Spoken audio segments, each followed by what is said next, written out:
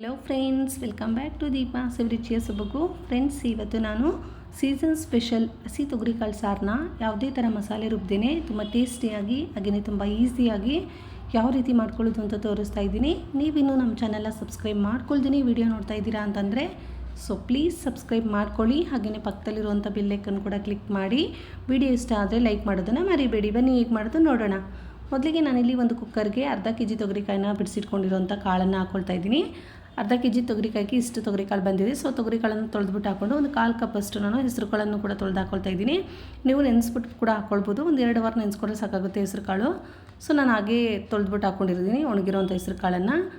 ಇಲ್ಲಿ ನಾನು 1 ಕಟ್ಟು ಪಾಲಕ್ ಸೊಪ್ಪನ್ನು ಚೆನ್ನಾಗಿ ಕ್ಲೀನ್ ಮಾಡಿ ಚಿಕ್ಕದಾಗಿ ಕಟ್ ಮಾಡಿ ಹಾಕ್ಕೊಂಡು ರುಚಿಗೆ ತಕ್ಕಷ್ಟು ಉಪ್ಪು, ಹಾಗೆಯೇ 1/4 ಟೇಬಲ್ ಸ್ಪೂನಷ್ಟು ಅರಿಶಿನ ಪುಡಿ, ಖಾರಕ್ಕೆ 1 ಟೇಬಲ್ ಸ್ಪೂನಷ್ಟು ಚಿಲ್ಲಿ ಪೌಡರು, 1 ಟೇಬಲ್ ಸ್ಪೂನಷ್ಟು ನಾನು ಸಾಂಬಾರು ಪುಡಿನ ಹಾಕ್ಕೊಂಡು 1 ಗ್ಲಾಸಷ್ಟು ನೀರನ್ನು ಸೇರಿಸ್ಕೊಂಡು ಲಿಡ್ಡನ್ನು ಕ್ಲೋಸ್ ಮಾಡಿ ನಾನು 1 ವಿಷಿಲ್ ಕೂಗಿಸ್ಕೊಳ್ತಾ ಇದ್ದೀನಿ. 1 ವಿಷಿಲ್ ಕೂಗಿಸ್ಕೊಂಡ್ರೆ ಸಾಕಾಗುತ್ತೆ.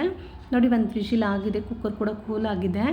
ನೀವು ನೋಡ್ತಾ ಇರ್ಬೋದು, ಕಾಳೆಲ್ಲ ತುಂಬಾ ಚೆನ್ನಾಗಿ ಬೆಂದಿದೆ. ಇಷ್ಟು ಬೆಂದರೆ ಸಾಕಾಗುತ್ತೆ. ಇವಾಗ ನಾನು ಇದನ್ನು ಒಂದು ಬೇರೆ ಪಾತ್ರೆಗೆ ಎತ್ತಿಟ್ಕೊಂಡು ಸ್ಟವ್ನ ಆನ್ ಮಾಡಿ ಅದನ್ನು ಕುದಿಯೋದಕ್ಕೆ ಇಟ್ಕೊಂಡು ಇಲ್ಲಿ ಮತ್ತೆ ಇನ್ನೊಂದು ಕಡೆ ಸ್ಟವ್ನ ಆನ್ ಮಾಡಿಕೊಂಡು ಒಗ್ಗರಣೆಗೆ ರೆಡಿ ಮಾಡ್ಕೊಳ್ತಾ ಇದ್ದೀನಿ. ಇಲ್ಲಿ ಪ್ಯಾನ್ ಬಿಸಿ ಆದಮೇಲೆ ನಾನು 3 ಟೇಬಲ್ ಸ್ಪೂನಷ್ಟು ಕುಕ್ಕಿಂಗ್ ಆಯಿಲ್ ಹಾಕ್ಕೊಂಡಿದ್ದೀನಿ. ಹಾಗೆಯೇ ಅರ್ಧ ಟೇಬಲ್ ಸ್ಪೂನಷ್ಟು ಸಾಸಿವೆ ಮತ್ತು 1/4 ಟೇಬಲ್ ಸ್ಪೂನಷ್ಟು ಜೀರಿಗೆ ಹಾಕ್ಕೊಂಡು 2 ಮೀಡಿಯಮ್ ಸೈಜ್ ಈರುಳ್ಳಿನ ಚಿಕ್ಕದಾಗಿ ಕಟ್ ಮಾಡಿ ಹಾಕ್ಕೊಂಡಿದ್ದೀನಿ. ಹಾಗೆಯೇ 2 ಒಣಮೆಣಸಿನ್ಕಾಯಿನ ಹಾಕ್ಕೊಂಡು ಸ್ವಲ್ಪ ಕರಿಬೇವು ಸೊಪ್ಪನ್ನು ಹಾಕ್ಕೊಂಡಿದ್ದೀನಿ. ಹಾಗೆಯೇ ನಾನಿಲ್ಲಿ ಒಂದು 5 ರಿಂದ 6 ಎಸಳು ಬೆಳ್ಳುಳ್ಳಿನ ಜಜ್ಜಿಬಿಟ್ಟು ಹಾಕ್ಕೊಳ್ತಾ ಇದ್ದೀನಿ. ಬೆಳ್ಳುಳ್ಳಿ ನಿಮಗೆ ಆಪ್ಷನಲ್, ಬಟ್ ಬೆಳ್ಳುಳ್ಳಿ ಹಾಕ್ಕೊಂಡ್ರೆ ತುಂಬಾ ಚೆನ್ನಾಗಿರುತ್ತೆ. ಈ ಬೆಳ್ಳುಳ್ಳಿ ಫ್ಲೇವರ್ ಸಾಂಬಾರಲ್ಲಿ ತುಂಬಾ ಚೆನ್ನಾಗಿರುತ್ತೆ. ಆದಷ್ಟು ಬೆಳ್ಳುಳ್ಳಿ ಹಾಕ್ಕೊಂಡು ಮಾಡ್ಕೊಳ್ಳಿ, ತುಂಬ ಚೆನ್ನಾಗಿರುತ್ತೆ. ಬೇಡ ಅಂದರೆ ಸ್ಕಿಪ್ ಮಾಡಿ ಅಷ್ಟೇ. ಹಾಗೆ ನಾನಿಲ್ಲಿ ಒಂದು ದಪ್ಪ ಟೊಮೊಟೊನ ಚಿಕ್ಕದಾಗಿ ಕಟ್ ಮಾಡಿ ಹಾಕ್ಕೊಂಡಿದ್ದೀನಿ. ಟೊಮೊಟೊ ಕೂಡ ಚೆನ್ನಾಗಿ ಸಾಫ್ಟ್ ಆಗಬೇಕು, ಅಲ್ಲಿವರೆಗೂ ಈ ರೀತಿ ನೀಟಾಗಿ ಫ್ರೈ ಮಾಡ್ಕೋಬೇಕಾಗುತ್ತೆ. ಇವಾಗ ಒಗ್ಗರಣೆನ ನಾನು ಇಲ್ಲಿ ಸಾಂಬಾರು ಚೆನ್ನಾಗಿ ಕುದೀತಾ ಇದೆ ನೋಡಿ, ಇದಕ್ಕೆ ಇವಾಗ ಒಗ್ಗರಣೆನ ಹಾಕ್ಕೊಳ್ತಾ ಇದ್ದೀನಿ. ಒಗ್ಗರಣೆ ಹಾಕ್ಕೊಂಡು ಅದೇ ಪ್ಯಾನ್ಗೆ ನಾನು ಸ್ವಲ್ಪ ಸಾಂಬಾರನ್ನು ಹಾಕ್ಕೊತಾ ಇದ್ದೀನಿ. ಸಾಂಬಾರನ್ನ ಹಾಕ್ಕೊಂಡು ಒಂದು ಸಲ ಈ ಥರ ನೀಟಾಗಿ ಮಿಕ್ಸ್ ಮಾಡಿ ಅದನ್ನು ಕೂಡ ಹಾಕ್ಕೊಂಡು ಚೆನ್ನಾಗಿ ಮಿಕ್ಸ್ ಮಾಡ್ಕೋಬೇಕಾಗುತ್ತೆ. ಬೇಕಿದ್ದರೆ ನೀವು ಇಲ್ಲಿ ಹುಣಸೆ ಹುಳಿ ಕೂಡ ಸ್ವಲ್ಪ ಸೇರಿಸ್ಕೊಳ್ಬೋದು ನಿಮಗೆ ರುಚಿಗೆ ತಕ್ಕನಾಗಿ. ಹಾಗೆ ನಾನಿಲ್ಲಿ ಒಂದು 1/4 ಕಪ್ಪಷ್ಟು ಹಸಿ ತೆಂಗಿನಕಾಯಿ ತುರಿನ ಹಾಕ್ಕೊಳ್ತಾ ಇದ್ದೀನಿ.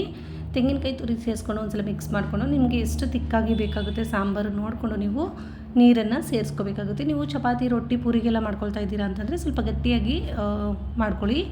ನಾನು ಮುದ್ದೆಗೆ ಮಾಡ್ತಿರೋದ್ರಿಂದ ಸ್ವಲ್ಪ ನೀರನ್ನು ಜಾಸ್ತಿ ಸೇರಿಸ್ಕೊಂಡು ಸ್ವಲ್ಪ ತೆಳುವಾಗಿ ಮಾಡ್ಕೊಳ್ತಾ ಇದ್ದೀನಿ ಸಾಂಬಾರು. ಇವಾಗ ಒಂದು ಸಲ ಸ್ವಲ್ಪ ಕೊತ್ತಂಬರಿ ಸೊಪ್ಪನ್ನು ಮಿಕ್ಸ್ ಮಾಡಿ ಒಂದು 3 ರಿಂದ 4 ನಿಮಿಷ ಚೆನ್ನಾಗಿ ಕುದಿಸ್ಕೊಂಬಿಟ್ರೆ ಸಾಕು. ನಮಗೆ ಹಸಿ ತೊಗರಿಕಾಳು ಸಾರು ರೆಡಿ ಆಗಿಬಿಡುತ್ತೆ. ಮುದ್ದೆ ಜೊತೆಗಂತೂ ಸೂಪರಾಗಿರುತ್ತೆ. ನೋಡಿದ್ರಲ್ಲ, ತುಂಬ ಸಿಂಪಲ್ಲಾಗಿ ತುಂಬಾ ಟೇಸ್ಟಿಯಾಗಿ ಹಸಿ ತೊಗರಿಕಾಳು ಸಾಂಬಾರನ್ನು ಯಾವುದೇ ಥರ ಮಸಾಲೆ ರುಬ್ದೇ ಹೇಗೆ ಮಾಡೋದು ಅಂತ. ವಿಡಿಯೋ ಇಷ್ಟ ಆದರೆ ಲೈಕ್ ಮಾಡಿ, ಶೇರ್ ಮಾಡಿ, ಸಬ್ಸ್ಕ್ರೈಬ್ ಮಾಡ್ಕೊಳ್ಳಿ. Thank you for watching. Bye bye.